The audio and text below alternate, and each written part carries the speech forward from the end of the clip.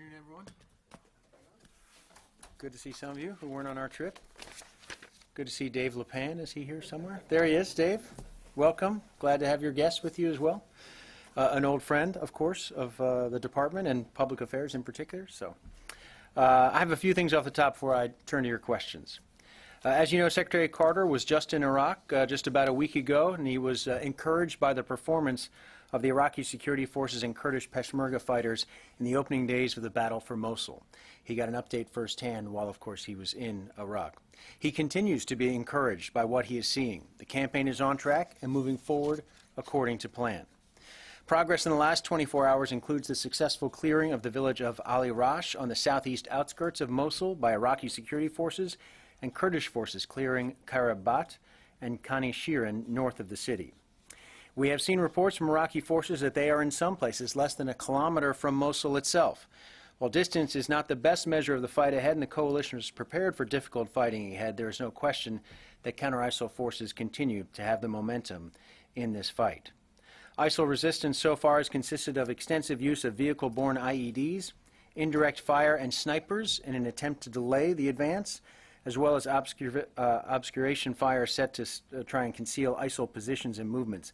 None of this has stopped the Iraqi advance and, of course, the support for the Iraqi advance but from the coalition. We continue to see reports that ISIL is forcing civilians to act as human shields in blatant disregard for their safety. The coalition will continue to conduct this campaign with an eye toward protecting the innocent lives ISIL is putting at risk in the course of this fight. The progress we have made to date is a testament to the bravery and dedication of the Iraqi soldiers, the Peshmerga fighters, the federal police, and the others on the front lines. The international coalition continues to support their efforts.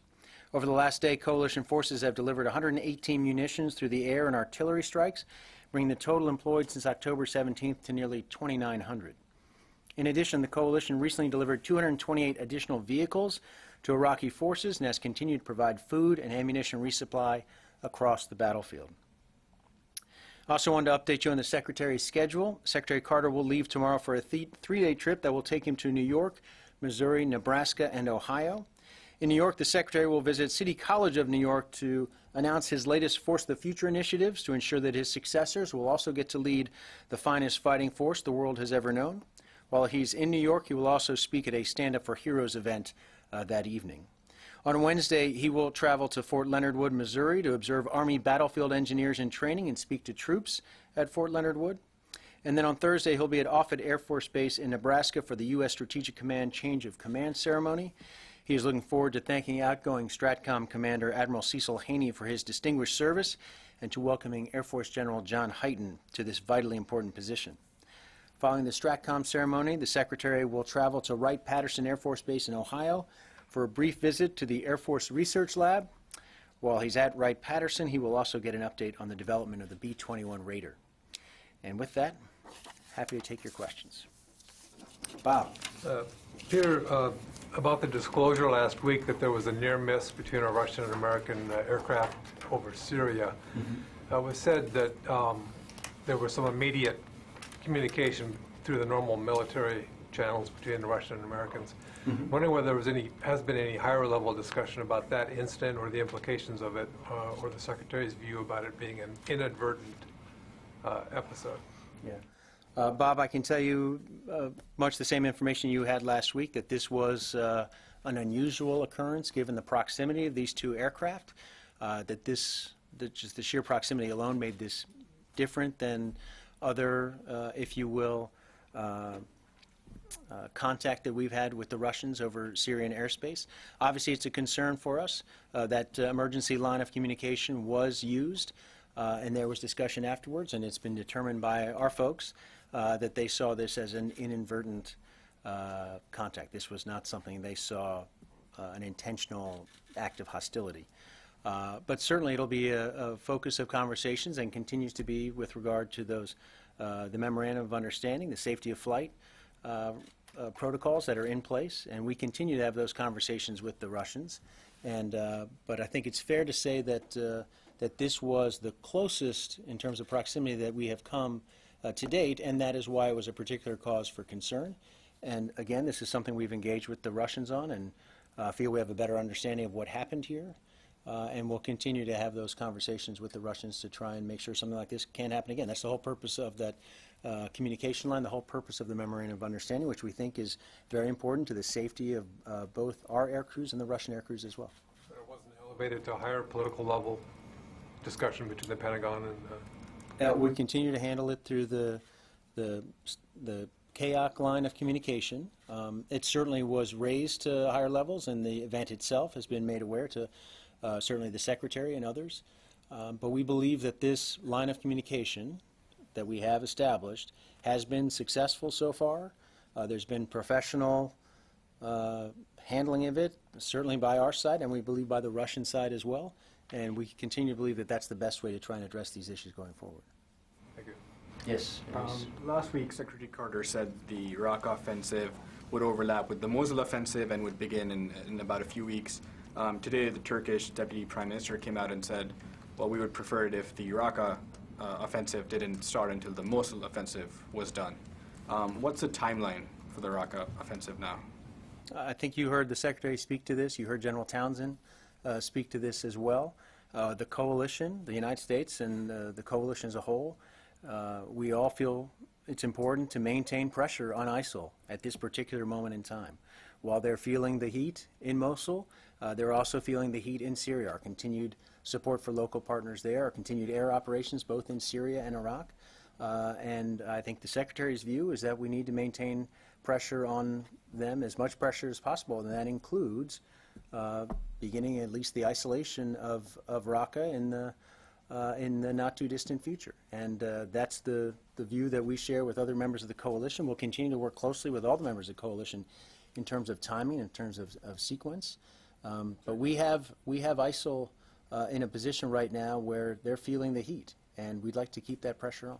Turkey doesn't agree with that assessment, and they are part of the coalition. We'll continue to work closely with our Turkish partners who continue to play a very important role in Syria, and a very important role in terms of the counter-ISIL effort. And again, I'm confident we'll have those.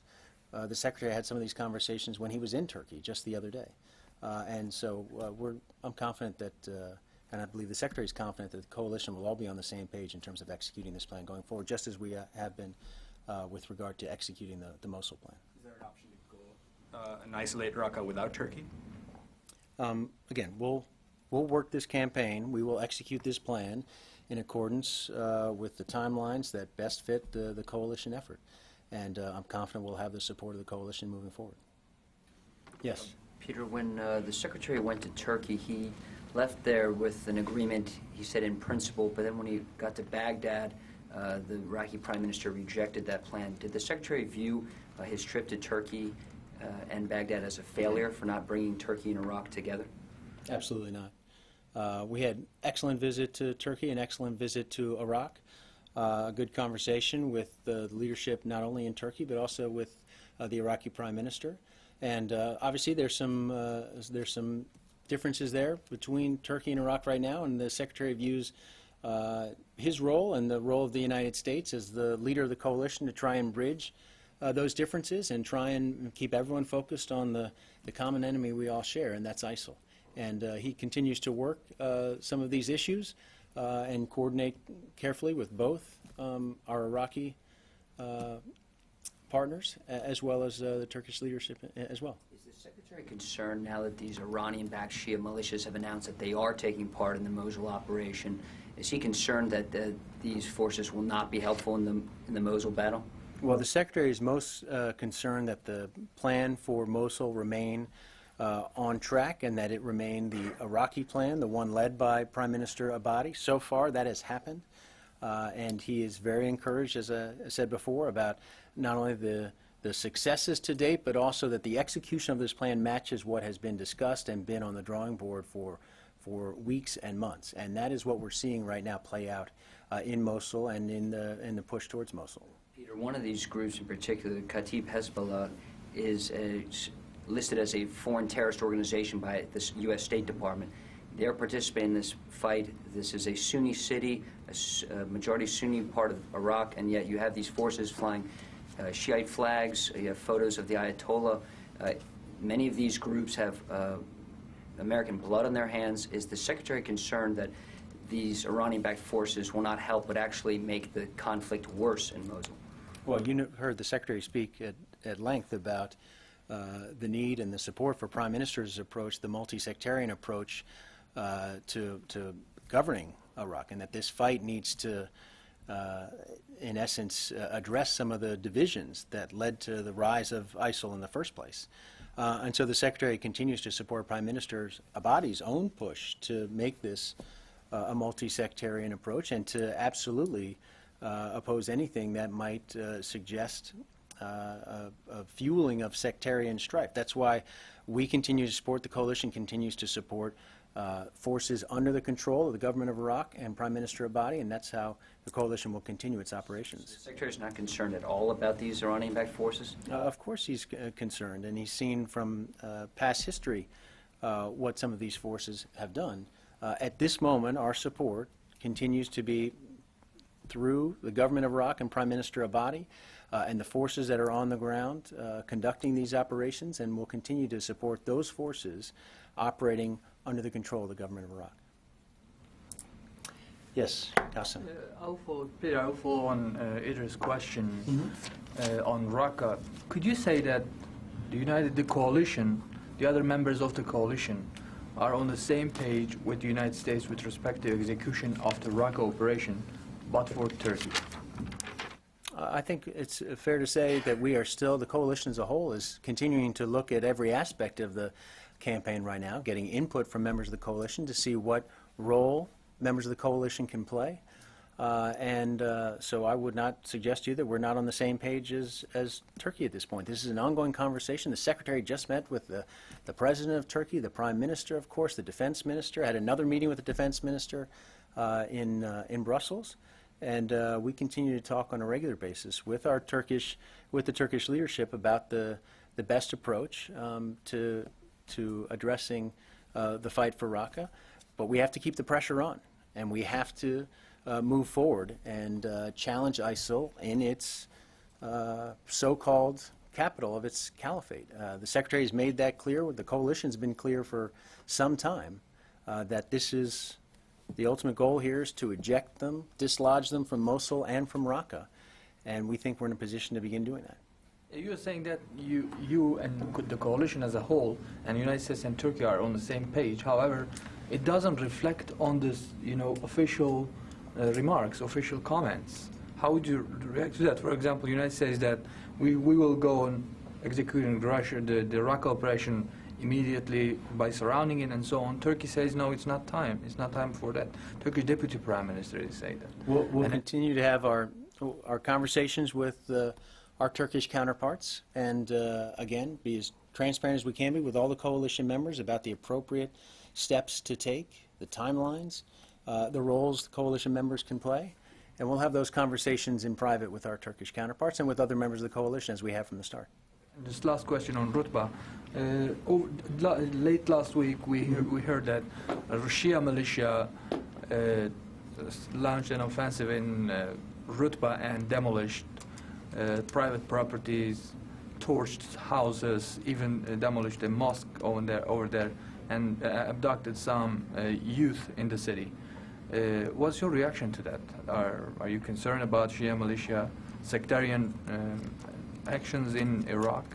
Well, as we discussed before, we obviously concerned about any reports of sectarian, anything fueling sectarian strife within Iraq. This has been a cause for concern for some time, something, of course, we were identified around the time of the Fallujah operations, and of course encouraged by what we heard from Prime Minister Abadi about his zero tolerance for any indication of these kinds of activities. I'm not familiar with every single detail of what you say has happened in Rutba. I know that ISIL reappeared in Rutba and that there was an effort by the Iraqi security forces to go after ISIL in Rutba, but I think we would continue to have concern about anything that indicates atrocities and these kinds, anything that fuels sectarian strife in Iraq, as Prime Minister Abadi himself has said and reaffirmed to the Secretary in his meetings in Baghdad just a few days ago. Goyle. Two questions. Thanks, sir. As far as fighting against terrorism and joining ISIL or ISIS, how many these terrorists are from 64 coalition forces, and what is the message, and what are these forces or friendly coalition forces are doing to stop them from their countries, and also at the same time, are these fighters also coming from beyond 64 countries and also maybe friends of the U.S.? Let me make sure I understand your question correctly. You're wondering how many of the ISIL fighters actually come from the 64 countries that make up the coalition? I don't have an exact breakdown for you.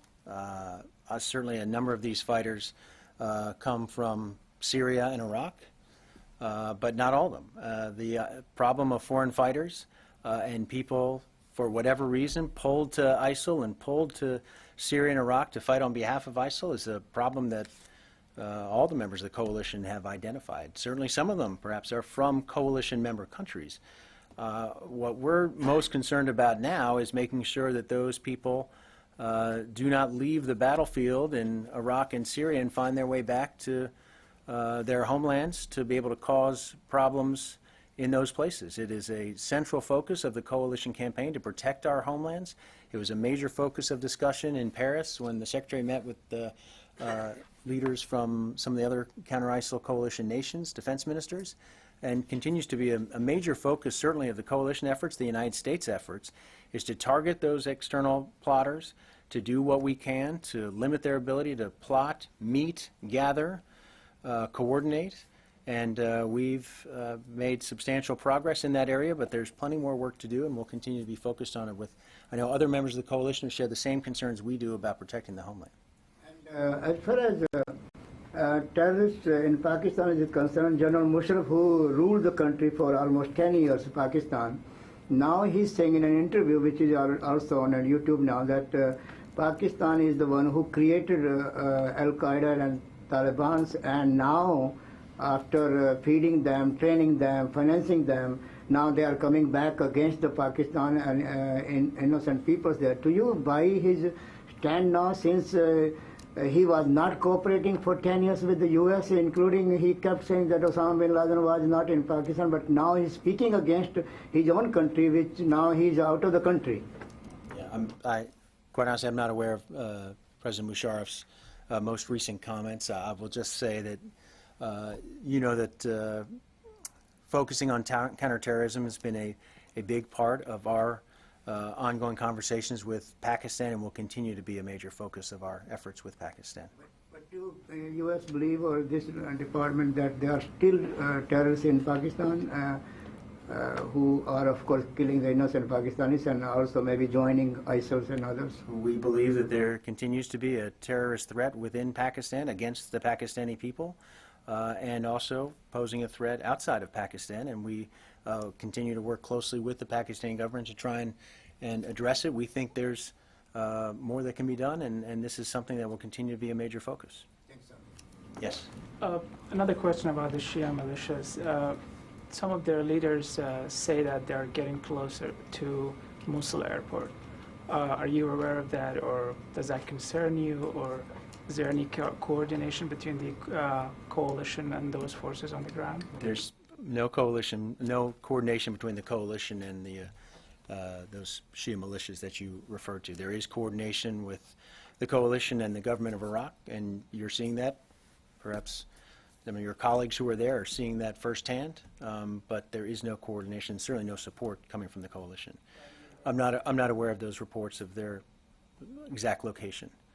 Some of the Peshmerga commanders and Iraqi forces said they say that they haven't been getting enough air support within the last couple of days compared to the days before, and they say that it is because of the presence of those Shia militias now in the front lines. What is your take on that? I have not heard that suggested. I know there's been very, very careful coordination, including even while we were in Iraq, discussion directly with the Kurdish leadership about air support and what's being done within the coalition to make sure that we're bringing the firepower to bear that's needed. There are multiple axes right now of attack in Mosul. There's certainly a need on the behalf of those forces on the ground for air support, and we're going to continue to provide. I detailed some of the numbers here. The sheer volume of munitions that have been dropped in support of Mosul is quite substantial, and we're going to continue to work closely with the Kurdish Peshmerga forces, with the Iraqi security forces, the counterterrorism forces, to make sure that we are bringing the firepower to bear that best supports their moves against the enemy. And that's a daily, ongoing adjustment that we're making. But I would venture to say that anyone who's been up there has seen the kind of firepower that we can bring to bear. They've seen it, and the enemy's seen it too. One last question. Peshmerga commanders say that they have achieved their objectives and they stopped moving forward. Is that also in line with your assessment of the fighting in that area? I'll leave the Peshmerga to describe and the KRG to describe their own sort of strategic goals here, but there has been a plan that's been carefully coordinated both with the Iraqi government and in partnership with the Kurdistan leadership as well as to what the most appropriate places for the Pesh to go, and where there may be instances in which the Iraqi security forces can leapfrog the Peshmerga forces. They've been working in tandem remarkably well. It is, for those who know the history, this is not an insignificant thing, and that level of cooperation was one of the most tangible things we could see in our visit to the area. To have, for example, the Secretary offer his thanks to the Iraqi helicopter pilots who are flying from Kurdish territory. That's not something you'd seen a few months back, and I think that coordination and the cooperation between the two has been truly remarkable, and one of the reasons that the forces around Mosul right now are having the advances they are against ISIL. Barbara.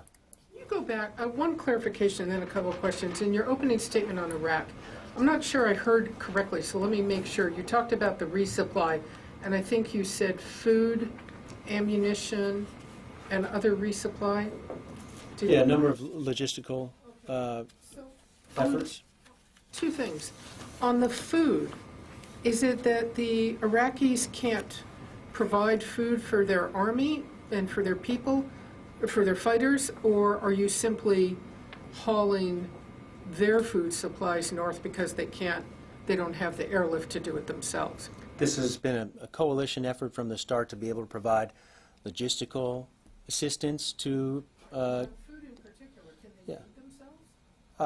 I'll double check as to exactly where the rations came for, but this has been part of our plan all along, Barbara, to be able to provide this kind of enabling support to the Iraqis, and this is support that we are happy to provide. This is fully reimbursed. Food, ammunition, and other supplies fully reimbursed to the United States by the Iraqis? Barbara, I'll double check what the funding is for it, but as you know, there are substantial funds as part of our effort in Iraq to support the Iraqis, and so this has been resourced and planned well in advance. If you could just find out for me if that is paid for by the Iraqis, or are we giving it to them? My other two questions, on Afghanistan, the drone strike that killed the two al-Qaeda operatives in Afghanistan that you spoke about or issued a statement about last week, I just wanted to ask a little bit more.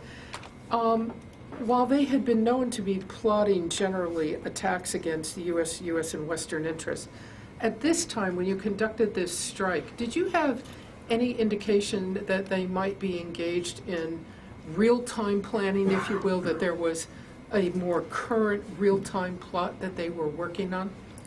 Barbara, I'm not going to get into intelligence matters from this podium, but we are confident that they not only had threatened U.S. forces in the past and had been threatened the United States and Western interests in the past, that they had an intent to do so in the future as well.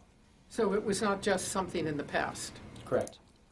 And my other question, if I can be quick about it, is in fact about Pakistan. Not asking State Department diplomacy, government-to-government relations, asking from a national security perspective. Given the fact that there are these massive demonstrations in Pakistan right now against the government, hundreds of people, if not thousands, arrested, and a lot of tension between the Pakistani military and the government, for the Pentagon, for the administration, what are the military national security concerns you have about this unrest in terms of the security of Pakistan's nuclear weapons and the concerns you have about what the Pakistani military may decide to do? Barbara, I'm going to leave it to the State Department to talk about our diplomatic relations with Pakistan. I just spoke about our significant concern about the terrorist threat from within Pakistan, and this is something we work very carefully with the Pakistani military on. And I'm asking about your relations right now with the Pakistani military, given the current unrest. How certain are you about the security at this time of Pakistan's nuclear weapons?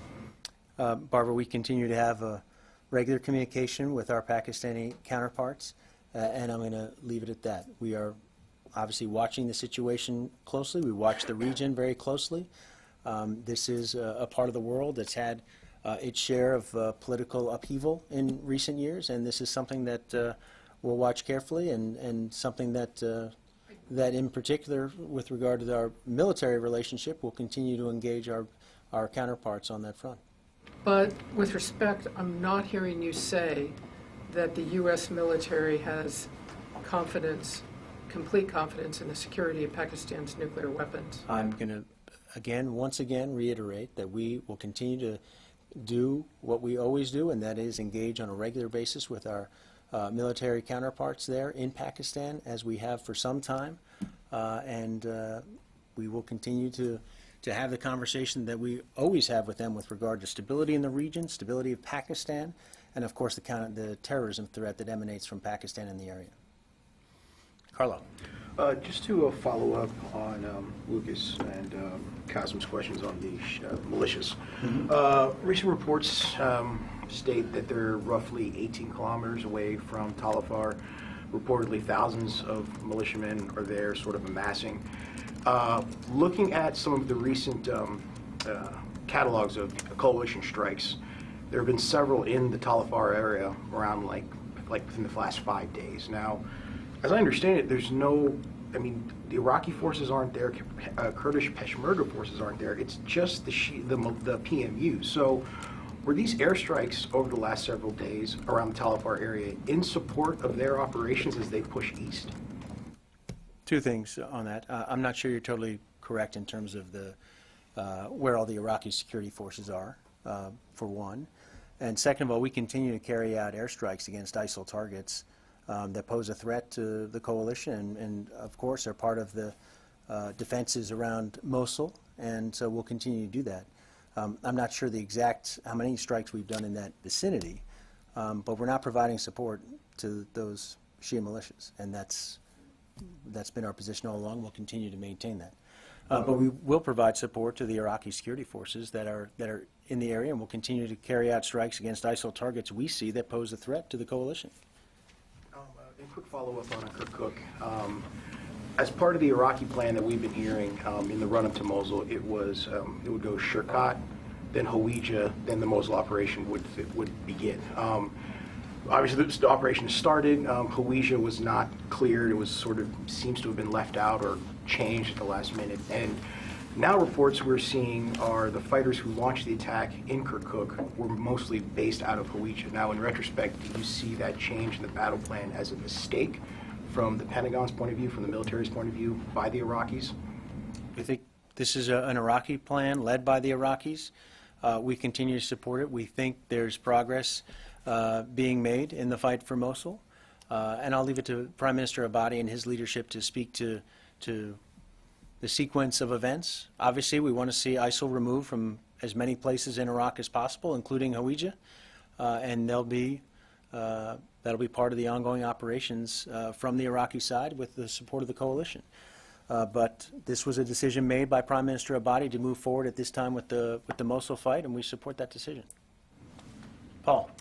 Peter, I wanted to ask you about the humanitarian situation in Mosul. There have been some concerns from aid groups in recent days that a corridor to allow civilians to be able to flee Mosul hasn't yet been established. I realize that forces haven't advanced that far, but can you give us an update on, first off, is there a specific plan to create this corridor and what the status of it is? Well, I know even in our meetings with the UN leadership in Baghdad when we were there, there have been people, displaced people, who have left some of these villages, for example, and been able to go to some of these UN aid centers. They haven't been as big in numbers as some initially thought might happen, so I believe that's happening. And in terms of the actual movement of civilians out, you'll recall that the Iraqi leadership has encouraged people in Mosul to remain in their homes in many instances because they might actually be safer there. So if there isn't freedom of movement for civilians, it has more to do with what ISIL is doing than anything we're doing at this particular moment in time.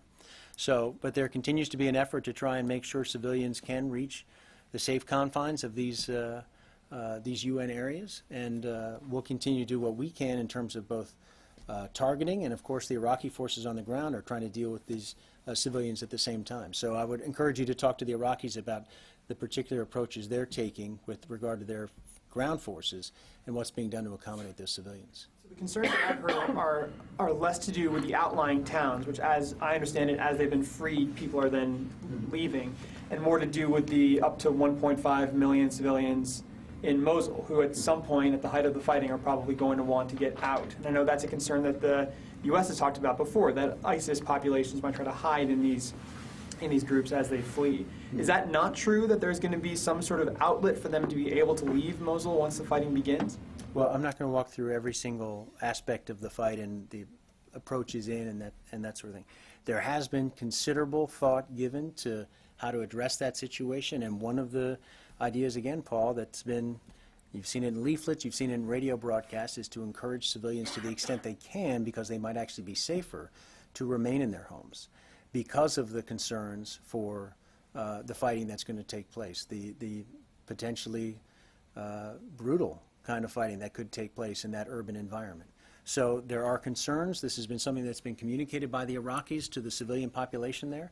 But we do know that there are going to be some people who find it in their best interest to try and leave the city. And there are precautions that have been taken to try and address that. But it is not a mass exodus from the city is not necessarily something that the Iraqis believe would be in the best interest of that civilian population. Just to be clear, as I understood it, that campaign of sort of stay in your homes was more to do with the beginning of the campaign. You're saying that's actually throughout the entirety of clearing it of ISIS, the plan is try to keep people...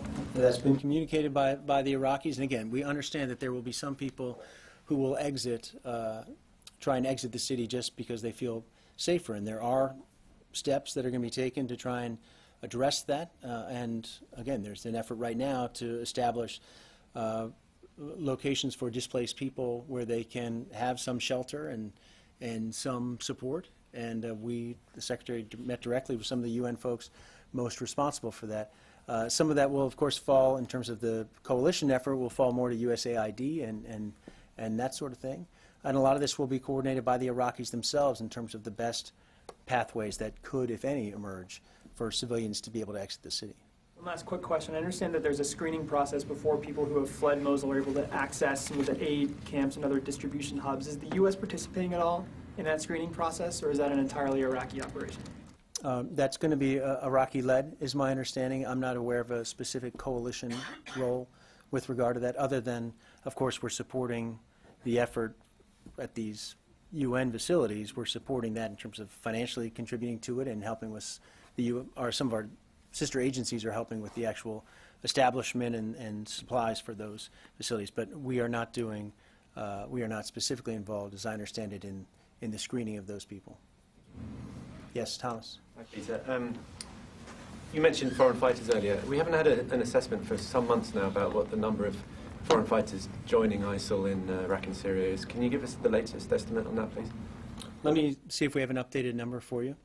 Obviously, it's a number that's been a concern to us. Any number of foreign fighters is a concern, and it's one thing that it's what we've approached in a sort of systematic fashion to try and deal with the challenge posed by foreign fighters, tightening the border area along Turkey and Syria, for example, targeting Manbij in particular and the support for that effort, given the flow of foreign fighters through that corridor. And it continues to be something that we're watching very carefully in Mosul, with the potential for foreign fighters to leave Mosul perhaps and head elsewhere. Have you seen a big decrease since Manbij was sealed off, since that pocket was? I think it's fair to say that we feel confident that we have made a significant dent in the foreign fighter flow, for sure, and even the foreign fighter population within ISIL. But this continues to be a concern, and I'll try and get you the specific number if our estimates change. Okay, thanks. And then just really quickly, you mentioned at the top that the ISF forces left even just a few hundred yards away from Mosul itself. I know this is obviously an Iraqi-led operation, but is the plan for them to hold in place until the other axes have caught up? Do you have an assessment on when they actually might go into the city? I'm going to leave it to the Iraqis to characterize what the next steps will be. Jamie. I have two questions on two subjects. First, I'd just like to go back to Turkey for a moment. What specifically, can you tell us what specifically is being done to try to accommodate Turkey's desire for a role in the Raqqa operation and balance that against Turkey's antipathy toward working with the Kurdish YPG militias that are going to be part of the force? How are you able to, what's being considered to finesse that? Because it's obviously a point of tension. Yeah. Jamie, I'm not going to get into all the private conversations that are happening here, but you've seen the role that Turkey's played in terms of the counter-ISIL fight, the very successful efforts along the border area to consolidate those gains, to tighten up that border.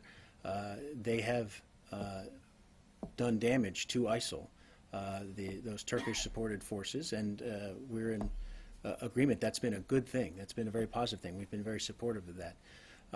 As the fight shifts towards Raqqa, we believe there are going to be opportunities for coalition members of all kinds, not just Turkey, to play a role in that, and we'll continue to have conversations.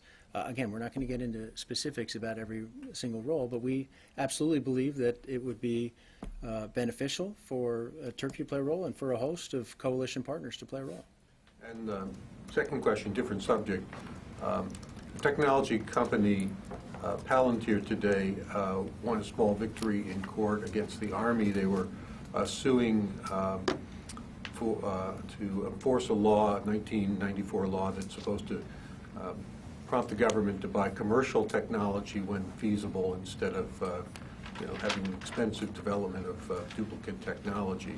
I'm just wondering if this is a decision that's welcomed by Secretary Carter specifically, because he's talked so much about making it easier for commercial companies to do business with the Pentagon, and this seemed to be an impediment to companies like Palantir to be able to sell their technology to the Pentagon, which they argue is at a fraction of the cost and time.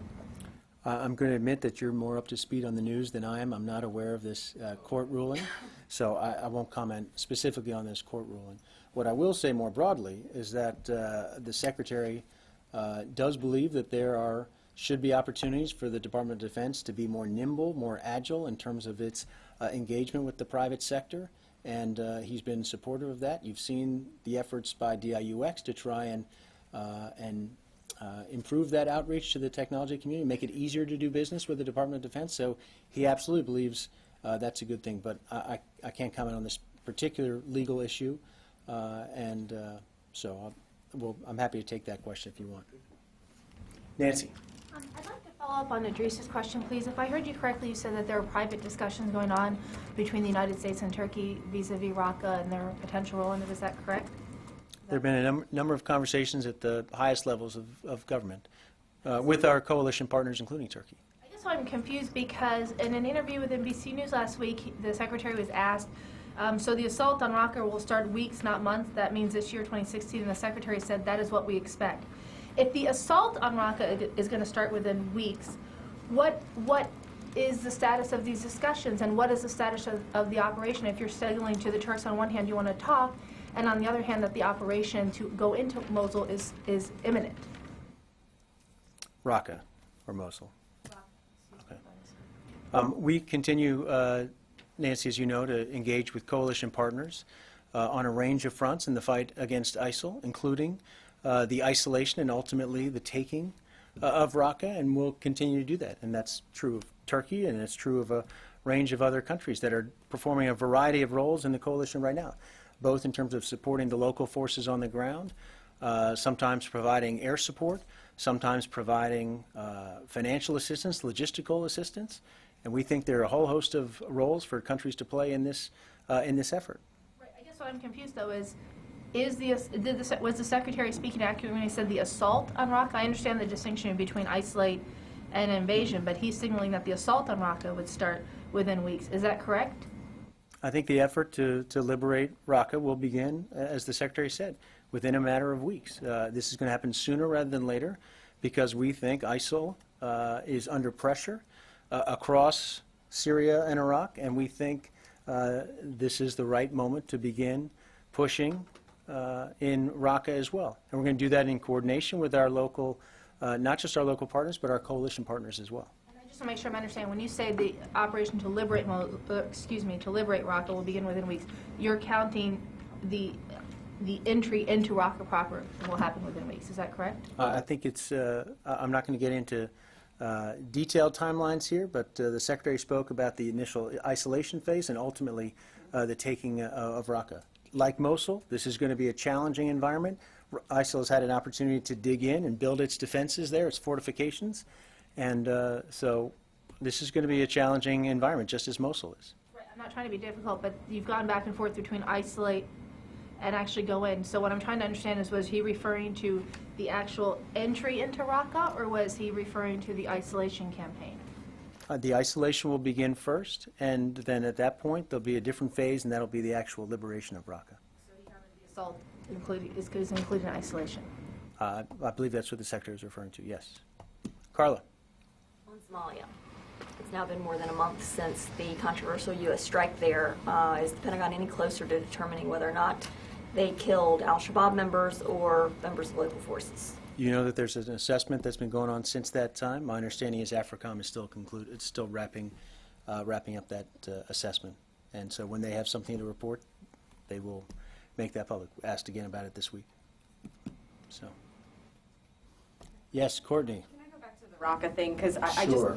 I'm confused. Okay, so Secretary Carter was specifically asked about the assault on Raqqa, and he specifically said it would begin in the next few weeks. What phase is Mosul in right now? What is the characterization of what phase Mosul is in right now? You're seeing Iraqi security forces right now envelop Mosul. Specific as the way that they described it. Courtney, I'm going to keep it simple here. The fight for Mosul is underway. The fight for Raqqa will begin soon. The fight for Mosul is in the assault phase, is that correct? The fight for Mosul is underway, and the fight for Raqqa will begin soon. Okay, so it's been described to us in the lead up to Mosul, because as you probably know, actually I don't even know if you were here at the time, but in February General Dunford said that the battle for Raqqa and the battle for Mosul had already begun, and he was talking about the isolation phase. In February he said that. The Iraqis then came out 2 weeks ago, I think it was 2 weeks ago, and said that the battle for Mosul had begun. They were talking about the maneuver phase, the assault phase. So Secretary Carter saying specifically... In an NBC interview. Correct. That's one reason that I might have a little bit of extra interest in it in here.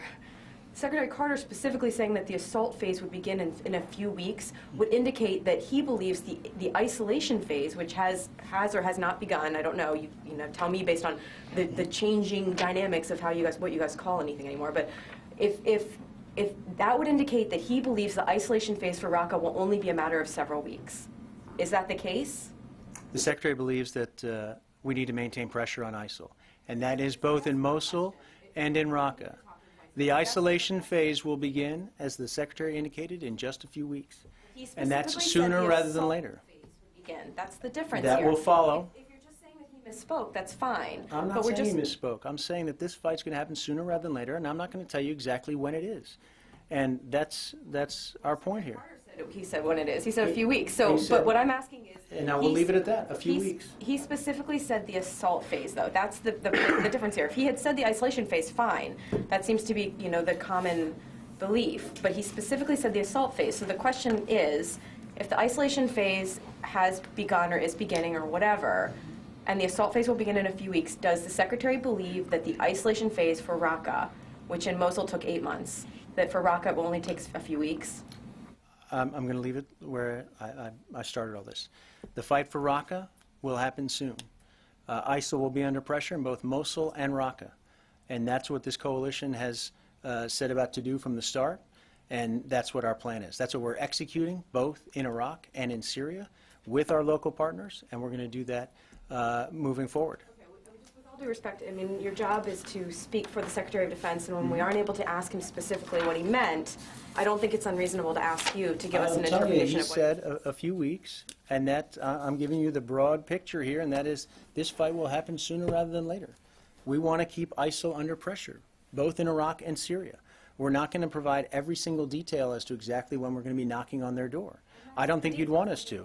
for an explanation of what he meant. It's not, I'm not asking for details or when it's going to happen, but he specifically put out the timeline of a few weeks. A few weeks. The isolation would begin in a few weeks. He said the assault phase. I have the transcript, I have the video. He said assault phase. I'm going to, the Secretary, I'm going to leave it to the Secretary a few weeks. The isolation phase will begin, and we're going to move as quickly as possible to move to the liberation of Raqqa. And we're going to do that on plan. We're going to do that in coordination with our partners and our local partners on the ground, our coalition partners. And we're operating that way in Mosul. We're going to do the same in Raqqa. All right. I'm going to go to this gentleman, then you, Nancy. Can I ask a question about the South China Sea? Sure. There was an article yesterday on the national interest. The title is America's latest South China Sea freedom of navigation did more harm than good, and quote, it said ambitious. So I was wondering if do you have any comments on that or on the reasons? Say what we said previously about our freedom of navigation operations are important, not just in the South China Sea, but around the world. Important not just on behalf of the United States, but on all countries that want to maintain freedom of navigation, and we feel this was another important, if you will, routine example of our willingness to fly, sail, and operate anywhere in the world international law allows. Is there like a further planning operational acts that the U.S. Navy will do in the future, like not like this, sending ships into the South China Sea, just sounds like little scratches, but have some further improvements on that, or? We'll continue to conduct those kinds of operations around the world as we have for decades. Discussion or talk between with China or Philippines on the military basis? We'll continue to talk to our Philippine allies on a regular basis about our relationship, our military ties in particular, and the exercises we're conducting there. China, or? We'll continue to engage with China on a range of security issues, including, I'm sure, the South China Sea. There were U.S. officials, including DoD representatives, there within the past few days.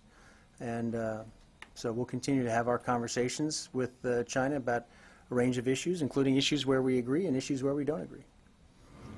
Nancy. General Townsend last week said that the U.S. and its coalition partners were still training forces for the Raqqa operation. If the assault on Raqqa is going to start in weeks, as the Secretary said, does that mean it will start without all the forces needed to conduct it, fully trained or even partially trained? We're confident that we'll have the forces we need on the ground to be able to conduct the operation for Raqqa. But I guess what I'm asking is, could we see a situation where there are forces being trained to enter Raqqa even as the assault has begun on the city itself, not the isolation campaign, but the assault on Raqqa? I think it's quite possible we could have forces that, the generation of forces continues right now.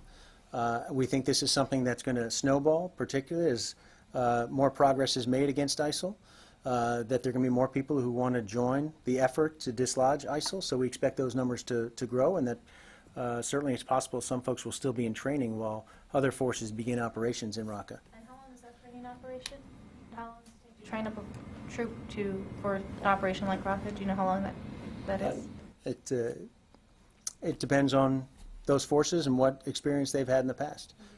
2 weeks to 10 weeks, or any sense of how long it takes to train them? I think we've had training in the past that's been in the number of weeks, but I don't have specifics for you in terms of any individual, what kind of training they might need. So, Barbara. Can I just go back? Is it the case that it's one or the other, isolation or assault, or could you envision this as it's happening in Mosul, where it's essentially phased in over time? Could you not be engaged in isolation? I'm just asking for clarity.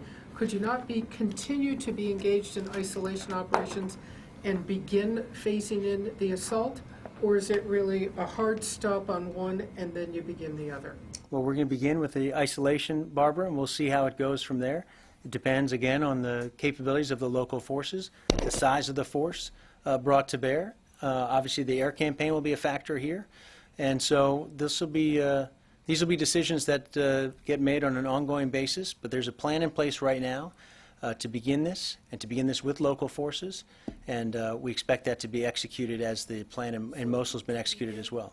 The plan includes beginning the isolation, everyone is right, and beginning the assault. We're going to begin with the isolation, and again, I'm not going to get into more specifics, Barbara, about what happens after that. So you're not committing to the fact that the assault would begin within weeks, even in a phased manner. You're not committing to that. I'm going to leave it where I've been, Barbara. This is a fight that's going to happen sooner rather than later, and just as the fight for Mosul has been executed along a specific plan, that's what's going to happen with Raqqa as well. Yes. On the Secretary's comments late last week about the use of atomic weapons, not atomic weapons, but what is it? Autonomous weapons. Thank you. Slip. We've heard about atomic weapons. Autonomous weapons. I know what you're talking about. Thank you. Does the Secretary think there is a day in the future that weapons will be able to make the decision whether to shoot or not shoot? The Secretary, this is an area of research and that he's quite familiar with and quite up to speed on, better than most in this building, I can assure you. This is something he's given a lot of thought to, and something he's already directed within this department, that there will always be a human in the loop with regard to the application of lethal force. But I think the Secretary also believes that that future is still some ways off. There's still a lot of work that needs to be done in this area. He's certainly, there are technological leaps that have been made, but I think he's still, that future is still some ways off, I think the Secretary would tell you. When you say in the loop, does that mean like guiding this machine, or does that mean like in the loop as opposed to, sending the machine off on a mission? That a human would make that, be involved in the decision-making process. And so that's something he feels strongly about. I know others in the department have spoken to the Deputy Secretary, the Vice Chairman. This is something that, again, as we continue to do our research work and our innovation in these areas, that's something that will be a sort of a guiding principle. Last one, Thomas. Quick follow on Raqqa. You talked about the number of forces going into Raqqa snowballing. Who's going to train them? Are the 250 or so SOF that are there already sufficient to do that, or will you be seeking extra U.S. forces? Again, there are a number of local forces on the ground, Thomas, so this doesn't necessarily need to fall to the coalition per se. We'll continue to provide some support in that area. We believe there are other members of the coalition will be willing to do the same. And we think that, again, as we move closer to Raqqa and as ISIL continues to be suffer in terms of defeats and losses, that there are more people who are going to be willing to, in Syria, who are going to be willing to join the effort to oust them, to dislodge them. We've seen that happen already, and we see that snowball taking effect as we move closer to Raqqa. There will then be a necessity for a greater number of coalition trainers, advisors, whoever, to corral, to assist those people. I don't think any decision has been made at this time. We think we have the force structure right now that we need for the mission, and if that changes, that's something that the coalition would discuss as a whole. Okay, thanks everyone.